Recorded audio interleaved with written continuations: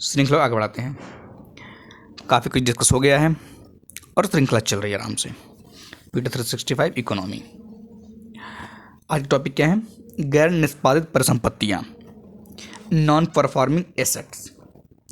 अब नाम से पढ़े थोड़ा सा, नाम से कि क्या है ये, मतलब क्या सर ये नॉन परफॉर्मिंग, ऐसा कौन सी संपत्ति जो परफॉर्म नहीं कर रही है।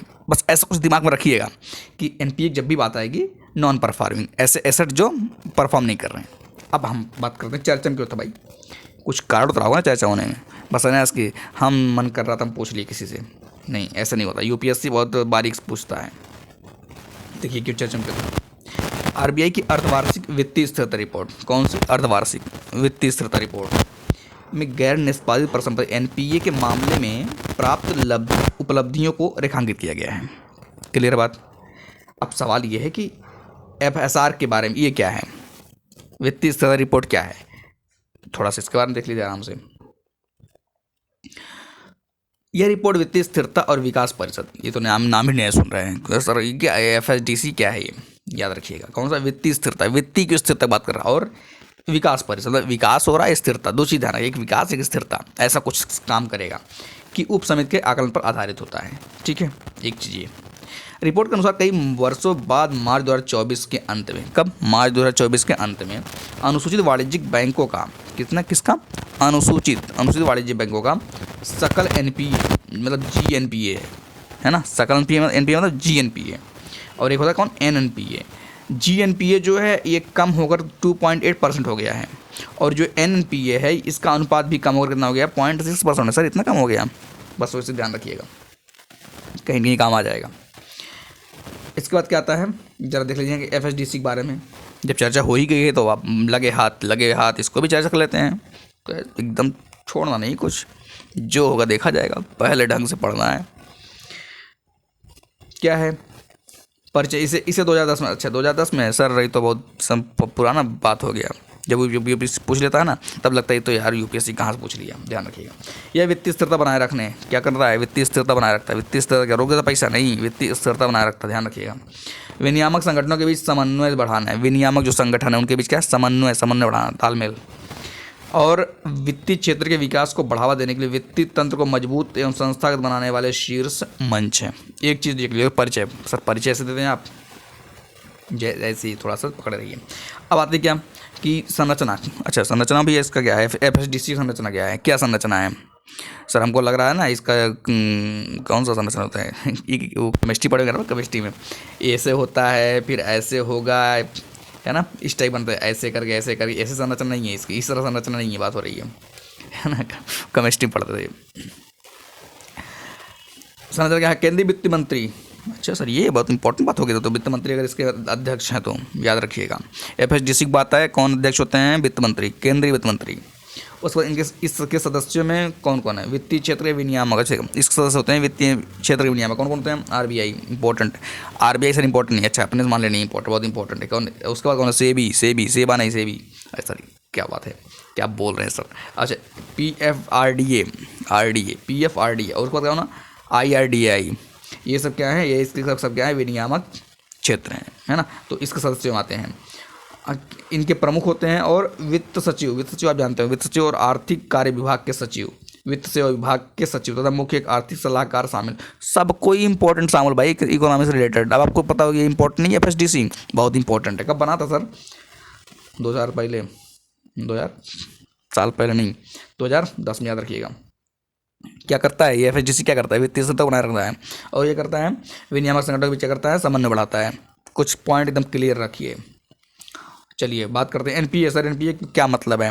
एनपीए आपने बता दी, चलो ठीक है, नॉन परफॉर्मिंग एसेट। अभी चर्चा एकदम खोल के चर्चा, टेंशन मतलब एकदम मज़ा आ जाएगा। बस आप सुनते रहिए एकदम ना, क्लियर बताइएगा, खुद से एहसास होगा, अंदर से लगेगा वाह मज़ा आया। बस ये समस्या कुछ पता ही नहीं है हमको, बस मज़ा आना चाहिए। मज़ा आने के लिए फिर उसके लिए आप जो है ना क्या करें, कमला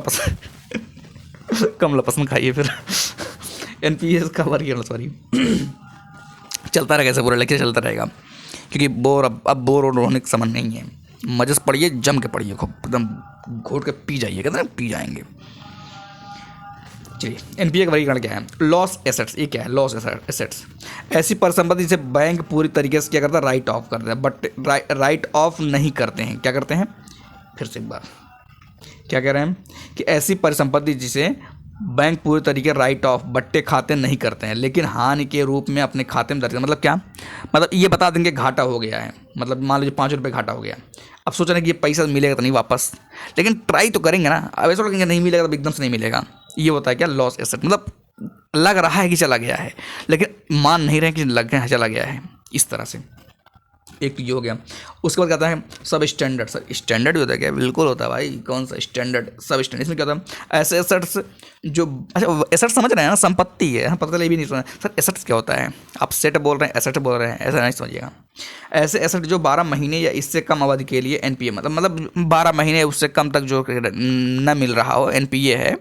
तो अब ये मानते हैं कि चलो क्या पता, ट्राई करते रहेंगे, प्रयास करते रहेंगे, मिल जाए। याद रखिएगा मेन चीज़ क्या, कि 12 महीने और इससे कम अवधि, 12 महीने इससे कम अवधि का जो है एनपीए बना रहेगा, उसको क्या बोलते हैं, सब स्टैंडर्ड एसेट बोलते हैं। चल ठीक बात है सर, लॉस एसेट समझ में आ गया, सब स्टैंडर्ड भी समझ में आ गया। अब ज़्यादा डाउटफुल, अच्छा डाउटफुल सर, हम तो डाउट तो अभी इंसान पे ही करते थे, ये मतलब क्या संपत्ति बता देखिए क्या है डाउटफुल, संदिग्ध एसेट्स, ऐसा भी होता है। इसमें क्या होता है, ऐसे एसेट जो 12 महीने से अधिक समय था, अरे भाई मतलब कि हो गया साल 2 साल 3 साल बाद हो गया, तब क्या होता है, सब स्टैंडर्ड से रेडी बने रहते हैं, है ना। जब कोई भी एसेट्स 12 महीने से अधिक समय तक सब स्टैंडर्ड शेडिंग बना रहता है, मतलब इसमें रहता है 12 महीने से ज़्यादा, तो क्या हो जाता है, डाउटफुल हो जाता है। अब लग रहा है नहीं मिलेगा, ऐसा लगता है, अब लग रहा है गया, अंदर से फीलिंग आने लगता है, ये भगवान क्या करे इसके लिए, कहाँ से पैसे लेके आए, है ना।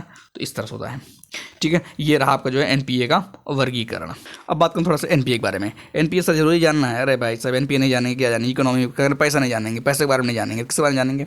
सर हम सोच रहे हैं इकोनॉमी में ना बस हमको जो है चाणक्य नीति पढ़ा दिया, अर्थशास्त्र में सर राजनीति था, आप पढ़ाइए, अच्छा ऐसा पढ़ाएंगे अलग दुनिया में जा रहे हैं हम सर, आईएएस बनेंगे, बस कुछ नया करेंगे, नया कैसे करेंगे, बनेंगे बस खाली, तो फिर ऐसे ठीक है। चलिए एनपीए के बारे में देख लेते हैं, क्या है एनपीए भाई। जब किसी ऋण पर देय ब्याज या मूलधन जब किसी ऋण पर देय ब्याज और मूलधन की किस्त 90 दिनों से अधिक समय तक बकाया रहती है, कितने समय 90 दिनों तक। सर 90 दिन याद रखिएगा, 90 दिन तो 180 दिन लिख दिया ऑप्शन में, खुश हो रहे हैं। 90 तो पढ़े तो 180 भी तो हो सकता है, अपने से मान रहे हैं, तो फिर तो भाई फिर तो खेला खत्म। 90 दिनों तक अधिक समय तक बकाया रहती है, तो वह क्या हो जाती है, एनपीए में परिवर्तित हो जाती है। पहली चीज़ ये, एनपीए क्या होता है, 90 दिनों तक उसका किस्त जो है बकाया रहना चाहिए, ठीक है। अच्छा जीएनपीए उन सभी ऋण परिसंपत्तियों का है जोड़ो, भाई ग्रॉस कर दो, एक एनपीए है, एनपीए ग्रॉस कर दो, मतलब मिला दो, क्या हो गया, जीएनपीए हो गया, जिन्हें एनपीए के रूप में वर्गीकृत किया, ठीक है। ये तो रहा आपका एनपीए और जीएनपीए के बारे में। अच्छा एनपीए को कम करने के लिए उठाया गया कदम, एनपीए समझ में आ रहा है ना, एनपीए मतलब जो पैसा बैंक ने दिया, ये मतलब जो संपत्ति है, अब वो मिलने को उम्मीद नहीं है, बस इतना जानिए। तो आप बताइए कि एनपीए कम करना ज़्यादा करना चाहिए, एनपीए कम होना चाहिए, ज़्यादा करना, एनपीए का मतलब है ज़्यादा पैसा फंस गया, इस तरह समझिए, ज़्यादा संपत्ति फंस गई, ऐसा सोच, उल्टा सोचिए, मतलब इस तरह से दिमाग में रखिए, निगेटिव पॉइंट है। मतलब एनपीए का बढ़ना का मतलब है कि घाटा हो रहा है, ये समझिए। एनपीए का मतलब ये नहीं कि सर एनपीए बढ़ रहा मतलब फायदा हो रहा है, जब सेंस ही नहीं समझ में आएगा कोई स्टेटमेंट का, तो फिर तो उल्टा सोचेंगे ना, सब कुछ उल्टा चलेगा। तो इतना ध्यान रखिए, एनपीए का बढ़ने का मतलब क्या होता है, नुकसान हो रहा है, बस इतना ध्यान रखिए। तो अब हम कह रहे हैं कि एनपीए को क्या करना है, एनपीए को कम करने के लिए उठाइए कुछ कदम है, मतलब अब एनपीए को कम करो, कुछ किस तरीके से एनपीए को कम करिए, ऐसा नहीं कि एनपीए को बढ़ाइए सर खूब पैसा मिलेगा, उल्टा सोच रहे हैं फिर आप, है ना। तो एनपीए क्लियर बात ये है एनपीए कम होना अच्छी बात है। तो अब कम करने के कुछ कदम है, क्या क्या कदम है जरा इसके बारे में देखते हैं। पहला क्या है, सरफेसी एक्ट है, ये कौन सा एक्ट है, सरफेसी एक्ट, सरफेस नहीं सरफेसी एक्ट। क्या है, वित्तीय परिसंपत्तियों का प्रतिभूतिकरण और पुनर्निर्माण और सुरक्षा हित प्रवर्तन अधिनियम, मतलब कि तीन पॉइंट ध्यान रखिए, क्या करना है इसमें, वित्तीय परिसंपत्ति क्या करना, प्रतिभूतिकरण कर देना है, और क्या कर देना है, पुनर्निर्माण, फिर से निर्माण हो जाए, और क्या करना है, सुरक्षा हित प्रवर्तन अधिनियम। इसी क्या बोलते हैं, सरफेसी एक्ट कब आया था, 2002 में आया था, कब आया, 2002 में आया था, 2002 में सरफेस एक्ट। अभी ये तो पता रहना चाहिए ना, नहीं सर हमको पता ही नहीं चलेगा, ये हम ऐसा पढ़ेंगे, हम छोटी बड़ी बात नहीं पढ़ते हैं, अरे भैया जिंदगी कभी पढ़े नहीं, तो छोटी बड़ी बात पढ़ेंगे भी नहीं। देखिए क्या होता है, अभी सरफेसी एक्ट क्या होता है, सुनिएगा। यह सिक्योर्ड ऋणदाताओं मूलधन और ब्याज के पुनर्भुगतान में डिफॉल्ट होने पर, किसमें, सिक्योर्ड ऋणदाताओं को मूलधन और ब्याज के पुनर्भुगतान में डिफॉल्ट होने पर ऋणी द्वारा ऋणी द्वारा जो ऋण दिया है, ऋण द्वारा जमानत कोलेटरल के रूप में रखी गई संपत्ति परिसंपत्ति को कब्जे में लेने का अधिकार है। मतलब कोई ऋण लिया है, मान लीजिए कोई किसी को आपने बैंक ने ऋण, अब वो कुछ अपना संपत्ति रखा होगा है, बिल्कुल सब रखा होगा ना, तो अब जो मतलब जमानत के रूप में, अब वही जो है जब नहीं कुछ मिल रहा है बैंक अब उसी को हड़प लेता है, उसी को ले लेगा। तो यही क्या है, सरफेसी एक्ट वाला, ठीक है ना। क्या करें फिर से देखिए एक बार, समझिए ध्यान से, समझ हित मेन है। यह सिक्योर्ड ऋणदाताओं को मूल और ब्याज धन के पुनर्भुगतान में डिफॉल्ट होने पर, जब ब्याज और मूलधन का पुनर्भुगतान नहीं हो पाता तब तो क्या होता है, ऋणी द्वारा जो जमानत के रूप में रखी गई है, ठीक है, जो जमानत के रूप में रखी गई है, उस परिसंपत्ति क्या कर लेना है, कब्जे में लेना है, हम यही ले लेंगे। इसलिए शायद आप देखते होंगे जमानत के रूप में कुछ कुछ रखा जाता है, पता होना चाहिए तभी तो मज़ा आए हमको। सर जमानत में क्या रखें हम, एक तो हो गया सरफेसी एक्ट वाला, अब दूसरा भी इससे रिलेटेड है, दूसरा किससे रिलेटेड है, NPA से रिलेटेड है। अब दूसरा क्या है, देखिए दिवाला और शोधन अक्षमता संहिता। ये क्या है, दिवाला, सर दिवाली करते क्या खुशी मना ले पहले ऐसा अपने छोटा नहीं। दिवाला और शोधन अक्षमता संहिता IBC 2016 में आया था। कब आया था, 2016, मतलब कि वो 12 में था, 2002 में था, अब 2016 मतलब 14 साल बाद। क्या होता है इसमें देखिए, इसके तहत कारपोरेट व्यक्तियों, कौन व्यक्ति थे, कारपोरेट व्यक्ति, साझेदार फर्मों, साझेदारी जो फर्म होते हैं वो, और व्यक्तियों के ऋण पुनर्गठन तथा दिवाला समाधान के समयबद्ध तरीके से निपटने का प्रावधान किया गया है। तो याद रखिएगा भी किससे संबंधित है, अगर पूछ लिया गया दिवाला और शोधन अक्षमता संहिता किससे संबंधित है, सोच रहे ऑप्शन दिया हो दिवाली संबंध, अच्छा दिवाली क्या पता पुलिंग होता है, अरे फिर तो हो चुका, IAS बन चुके फिर तो उल्टा इतना सोचेंगे तो क्लियर बात। उसके बाद क्या आता है, उसको देखिए एक है NARCL, ये क्या है, NARCL क्या है देखिए, राष्ट्रीय परिसंपत्ति पुनर्निर्माण कंपनी लिमिटेड, मतलब RCL में क्या लगा हुआ है, नेशनल परिसंपत्ति, मतलब राष्ट्रीय परिसंपत्ति लगा दिए गए हैं, तो क्या हो गया NARCL। अब RCL तो पता होना चाहिए, पुनर्निर्माण कंपनी लिमिटेड, ये तो पता होना चाहिए, नहीं पता है तो ठीक है चर्चा करते हैं, देखते हैं अगर आगे कुछ और डिस्कस बताएंगे आपको। इस गठन कब हुआ था, इसका गठन 500 करोड़ रुपए से अधिक की तनावग्रस्त परिसंपत्ति समाधान करने के लिए, कितने 500 करोड़, ये देखिए याद रखिएगा कि 500 करोड़ रुपये से अधिक की तनाव, मतलब जो इतना ज़्यादा, इससे ज़्यादा भी तनाव हो तो क्या होता है उसको, उसके लिए क्या करते हैं, ये NARCL काम आता है। मतलब पुनर्निर्माण कंपनी है, ये है, मतलब इतना ध्यान कि पुनर्निर्माण कंपनी है, ये बताना चाहिए NARCL, ठीक है ना, पता चला यही कंफ्यूज हो गए। उसके बाद क्या आता है, प्रवाह क्या होता है सर, धारा प्रवाह, पानी प्रवाह करेंगे क्या, नहीं, देखिए क्या है प्रवाह में क्या है, प्रवाह पोर्टल है, क्या है, पोर्टल है, पोर्टल में क्या होता है, यह प्राधिकार लाइसेंस या विनियामक की मंजूरी प्राप्त करने के लिए सुरक्षित एवं केंद्रीकृत वेब आधारित पोर्टल, सुरक्षित एवं किसके लिए है, लाइसेंस याद रखिएगा एक चीज़, और उसके बाद विनियाम की मंजूरी, बस 2 पॉइंट ध्यान रखिएगा तो आप प्रवाह समझ जाएंगे, नहीं तो धन प्रवाह हो जाएगा फिर। उसके बाद क्या पॉइंट है कि RBI द्वारा सहकारी बैंकों के लिए गैर निष्पादित परिसंपत्ति NPAs के प्रोविजन मानदंडों में संशोधन, इसमें क्या है देखिए, NPA के प्रोविजन मानदंडों में संशोधन क्या क्या हुआ, देखिए ये नए मानदंड शहरी सहकारी बैंकों, राज्य सहकारी बैंकों और केंद्रीय सहकारी बैंकों पर लागू, कहाँ लागू होंगे, क्या शहरी सहकारी बैंकों, राज्य सहकारी बैंकों, केंद्रीय, मतलब शहरी अलग है, राज्य अलग है, केंद्र अलग, ये पता होना चाहिए, तब तो पता चले कि यहाँ लागू है, पता चले शहरी मतलब सब समझ रहे हैं एक तरफ से, और राज्य भूल गए, राज्य और केंद्र भी नाम का कोई चीज़ है, तो कुछ पॉइंट इसका भी ध्यान रखिए।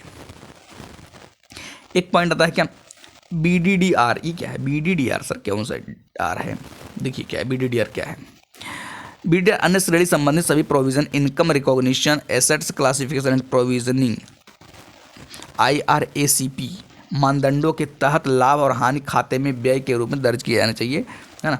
BDDR आप अगर मन करे तो पढ़ लीजिएगा, कोई बहुत इंपॉर्टेंट नहीं लग रहा मुझे, है ना, आ जाए तो भाई क्या कर सकते हैं फिर। IRACP मानदंडों और अन्य विनियमों के अनुसार सभी प्रोविजंस का लेखा जोखा रखने के बाद ही सहकारी बैंक BDDR में निवल लाभ का उपयोग कर सकते हैं। कब, सभी प्रोविजंस का लेखा जोखा करने के बाद तभी जाकर के जो है सहकारी बैंक BDR में क्या कर सकते हैं, निवल लाभ का उपयोग कर सकते हैं, अन्यथा नहीं कर सकते हैं। अच्छा, बैंक के संभावित घाटे को कवर करने के लिए मुनाफे का एक हिस्सा अलग रखना क्या कहलाता है, प्रोविजनिंग कहलाता है। क्या कह रहे हैं फिर से देखिए, बैंक की जो संभावित घाटा है उसको कवर करने के लिए, भाई मान लीजिए कोई बैंक है उसको कुछ घाटा होने वाला है तो उसको कवर करने के लिए, उसको कवर करने के जो मुनाफा जो मिलता है उसका कुछ हिस्सा रखा जाता है बचा, उसको क्या बोलते हैं, उसको बोलते हैं प्रोविजनिंग। अब यही आ जाए प्रोविजनिंग चर्चाओं में था, अब सोच रहे प्रोविजनिंग सर कि क्या मतलब है ये, फिर क्या मतलब है, फिर क्या मतलब, चला जाता है क्वेश्चन। उसके बाद देखिए पॉइंट क्या है, ये वाला को लेंडिंग। ये क्या है, को लेंडिंग। इसमें क्या है को लेंडिंग। अब यहाँ पे देखिए शब्दों का मीनिंग पकड़िए, शब्दों का मीनिंग नहीं समझ में आ रहा फिर क्या मतलब है कि सोच रहे हैं उसी में। केंद्रीय वित्त मंत्री ने भारतीय स्टेट बैंक को लेंडिंग से जुड़ी चिंताओं को दूर करने के लिए एक समिति गठन किया। किससे, को लेंडिंग की समस्याओं को दूर करने के लिए। अब ये को लेंडिंग समस्या पता होनी चाहिए। तो ये को लेंडिंग या को ओरिजिनेशन क्या है, ये मेन चीज़ क्या है कि ये है क्या बेसिकली। देखिए क्या है, यह एक ऐसी अवस्था है जिसमें कई ऋणदाता की बात हो रही है, ध्यान रखिएगा। को लेंडिंग बात है, लेंडिंग मतलब ऋण होता ही है, ये तो पता ही होना चाहिए आपको कि कई ऋणदाता साझेदारी बनाकर व्यक्तिगत आवेदकों को ऋण प्रदान करते हैं। किसको, व्यक्तिगत आवेदकों को ऋण प्रदान करते हैं। मतलब कई ऋणदाता साझेदारी बनाकर क्या करते हैं, व्यक्तिगत आवेदकों क्या करते हैं, ऋण देते हैं। एक बात ये क्लियर हो गई। इससे क्या होता है, इससे ऋण देने की क्षमता क्या होती है, बढ़ जाती है। कई लोग मेरा तो हो ही जाएगा, ठीक है। कई एक संस्था और किसी एक संस्था को ही ऋण से जुड़े जोखिम का भार नहीं उठाना पड़ता है, सिंपल सी बात है। मतलब को लेंडिंग क्या है, बेसिकली ऋण देने की एक व्यवस्था है, बस और कुछ नहीं है, ठीक है। आरबीआई के अनुसार क्या है, तो ये आरबीआई के अनुसार क्या है, आरबीआई के अनुसार देखिए कि बैंक और गैर बैंकिंग वित्तीय कंपनी, मतलब एक तो बैंक हो गया, एक एनबीएफसी बैंक, गैर बैंकिंग वित्तीय कंपनियां, इसमें क्या है, प्राथमिकता प्राप्त क्षेत्र को लेंडिंग प्राप्त कर सकते हैं। कौन कौन, देखिए बैंक और ये दोनों किसको प्राप्त दे सकते हैं, प्राथमिकता प्राप्त क्षेत्र, ठीक है। इस ऋण से जुड़े न्यूनतम 20% जोखिम का भार, कितना, 20% जुड़े जोखिम भार एनबीएफसी को और शेष जोखिम भार किसको, बैंक को उठाना पड़ेगा। मतलब कि इसमें इतना पता होना चाहिए को लेंडिंग में कि बैंक में एक बैंक शामिल होता है कि एनबीएफसी भी शामिल होता है। अगर यहीं से स्टेटमेंट बन जाए कि केवल बैंक शामिल होता है, एनबीएफसी नहीं शामिल होता, या मतलब केवल एनबीएफसी शामिल होते हैं या एनबीएफसी नहीं शामिल होते, मतलब ऐसा कुछ है बने तो आपको ट्विस्ट पता होना चाहिए, और कुछ नहीं। ट्विस्ट नहीं पता तो कन्फ्यूजन हो जाएगा। उसके बाद देखिए बैंकों के ऐसी एनबीएफसी के साथ को लेंडिंग व्यवस्था में शामिल होने की अनुमति नहीं है जिसकी स्थापना किसी कंपनी के प्रमोटर्स ग्रुप द्वारा की गई है। उनके लिए जो है ये अनुमति नहीं दी गई है, ठीक है। एक चीज़ ये, उसके बाद कहते हैं विलफुल डिफॉल्टर्स। अच्छा, विलफुल स्वेच्छा से है, ऐसा कोई ऐसा डिफॉल्टर है। डिफॉल्टर क्या होता है सर, डिफॉल्टर सर हम जानते थे लेकिन क्या बताएं। बस समस्या यही है कि यूपीएससी के सिलेबस बहुत सरल लगता है, जब सोचते हैं कुछ नहीं समझ में आता है लगता बहुत सरल है, हम सब जानते हैं, एक तरफ से सब जानते हैं ऐसा लगेगा, लेकिन जब खोजने लगेंगे कुछ नहीं पता चलेगा कहाँ से जानते हैं, ठीक है। देखिए क्या इसमें विलफुल डिफॉल्टर में बेसिकली चर्चाओं में क्या था, आरबीआई ने विलफुल डिफॉल्टर्स और लार्ज डिफॉल्टर्स निपटने के दिशा निर्देश जारी किए हैं। किससे, विलफुल डिफॉल्टर्स और लार्ज, अभी डिफॉल्टर समझ में आ जाएगा। ये दिशा निर्देश आरबीआई अधिनियम 1934, आप सुने होंगे आरबीआई अधिनियम 1934, बैंकिंग विनियमन अधिनियम 1949, ये भी आप सुने ही होंगे, और क्रेडिट सूचना कंपनी अधिनियम 2005 इसके तहत जारी किए गए हैं। एक पॉइंट ये। अब आता है मुख्य दिशा निर्देशों पर एक नज़र। मुख्य दिशा निर्देश जो होता है उस पर एक नज़र क्या है।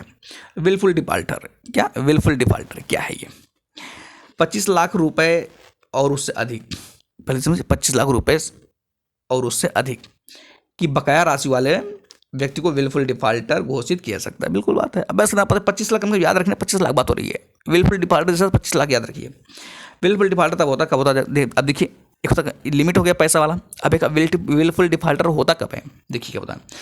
विलफुल डिफॉल्टर तब होता है जब उधार लेने वाले ऋण देने वाले को ऋण राशि का भुगतान पुनर्भुगतान करने से चूकता है। मतलब कि ऋण ले, देखो ध्यान समझिएगा, उधार लेने वाला, समझ रहे हैं, मतलब जो उधार लिया है वो नहीं दे पा रहा है ऋण, जो ऋण देने वाले की राशि उसको वापस नहीं कर रहा है।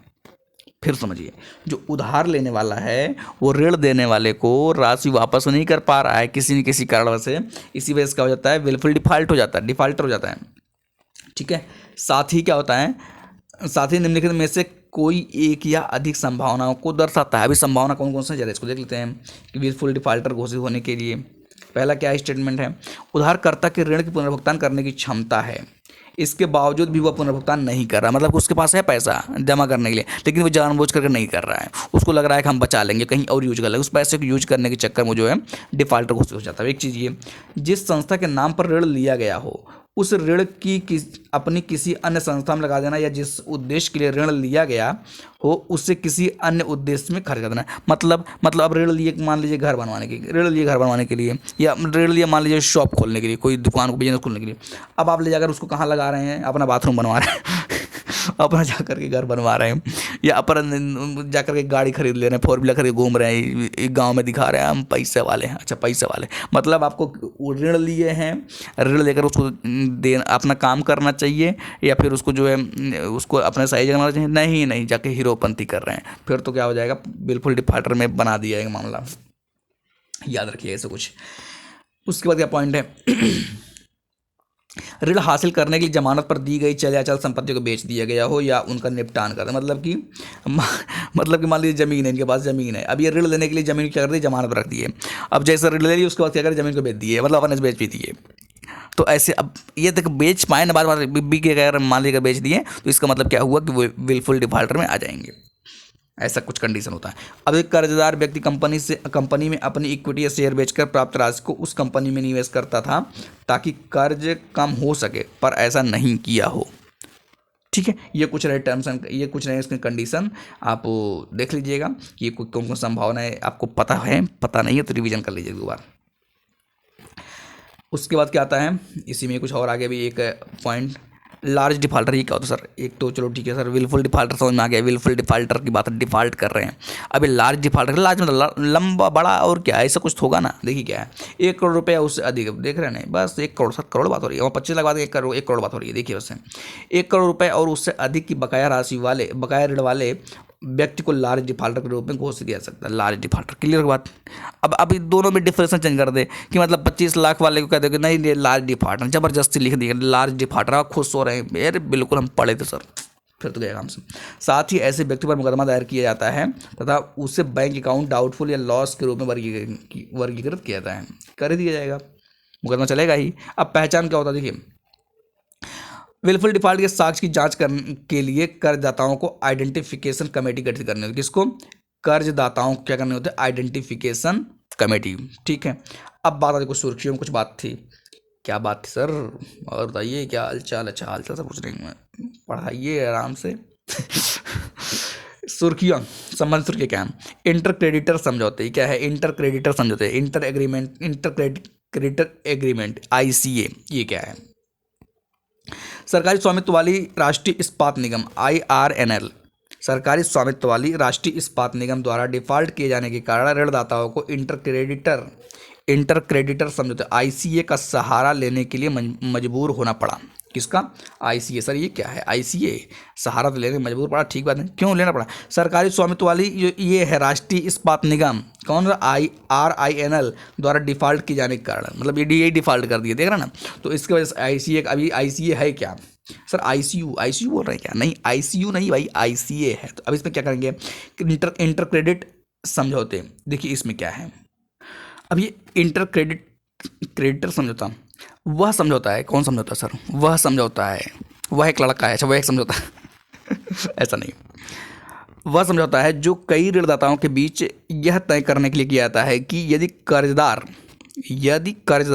जो कर्ज दिया है पैसा वापस नहीं कर पाता है, देखिए जो पैसा लिया है, कर्जदार ने जो पैसा लेता है ना, यदि कर्जदार ऐसा पैसा वापस नहीं कर पाता है तो वे आपसी सहमति से किसी तरह से वसूली करेंगे और कोलेटरल का किस प्रकार आपस में बंटवारा करेंगे। ये क्या होता है, इंटर क्रेडिटर। किसकी बात हो रही है, कर्जदार की बात हो रही है, इतना पता नहीं कर्जदार की बात हो रही है ना। फिर से एक बार बताएं, इंपॉर्टेंट पॉइंट है कि ICA है क्या, बेसिकली ICA वह समझौता है जो कई ऋणदाताओं के बीच में, ठीक है, यह तय करने के लिए किया जाता है कि यदि कर्जदार पैसा वापस नहीं कर पाता है तो वो आपसी सहमति से किस तरह से वसूली करेंगे। मतलब क्या, 1 2 3 4 ये सब क्या है, ऋण देने वाले हैं। अब ये देख रहे हैं कि जो ऋण ले लिया है, जो कर्ज ले लिया है, अब वो रिटर्न नहीं कर पा रहा है, तो ये अपना कुछ जो है अब क्या करेंगे, आपसी सहमति कुछ बनाएंगे, है ना। और वो आपसी सहमति से ये तय करेंगे कि किस तरह से वसूली करें इनसे, है ना, किस तरह से वसूली करें। और इसी के हिसाब से क्या होता है, कोलेटरल का क्या करते हैं, बंटवारा करते हैं। क्लियर होगी बात। अब ये तो रहा आईसीए के बारे में कि आईसीए क्या है, इसके आगे क्या है। यह कर्जदाताओं के अधिकारों और स्थितियों का वर्णन करता है। किसके, कर्जदाताओं के अधिकार, जो कर्ज देते हैं उनके अधिकारों और उनकी स्थितियों को वर्णन करता है। जो कर्ज देते हैं उनके बारे में बात हो रही है। इसमें कोलेटरल, भुगतान और भुगतान की प्राथमिकता के साथ साथ अलग अलग कर्जदाताओं के क्रम का क्या होता है, उल्लेख होता है। कितने बात। आरबीआई, भारतीय रिजर्व बैंक, स्ट्रेस्ड एसेट्स के समाधान के लिए विवेकपूर्ण फ्रेमवर्क निर्देश 2019 के अनुसार, देख रहे ना, अब ये क्या है कि एक निर्देश है 2019। इसमें क्या है, इसके अनुसार कुल बकाया ऋण के 75% हिस्से वाले, कुल बकाया ऋण के 75% हिस्से वाले और ऋणदाताओं की संख्या के हिसाब से 60% ऋणदाताओं द्वारा लिया गया कोई भी निर्णय सभी ऋणदाताओं के लिए क्या होगा, बाध्यकारी होगा। क्या होगा, बाध्यकारी होगा। तो ये रहा आपका पूरा पूरा क्या, एनपीए के बारे में। अब क्या शुरू होगा, अब शुरू होगा दिवाला और शोधन अक्षमता संहिता। एक पेज देख लीजिए कितना है चैप्टर में, 1 2 3 4 5 कंप्लीट हो गया। तो अब हम जो है ये जो 5 पेज हैं ये हम शुरू करेंगे कब, नेक्स्ट लेक्चर में। और नेक्स्ट लेक्चर में ये पूरा पूरा चैप्टर क्या करेंगे, कंप्लीट कर देंगे। ठीक है, शुरू क्या होगा, शुरू होगा दिवाला और शोधन अक्षमता संहिता 2016। ये लेक्चर शुरू, ये टॉपिक शुरू करेंगे। ठीक है, तो आज के लिए इतना ही, बाकी मिलेंगे नेक्स्ट वीडियो में।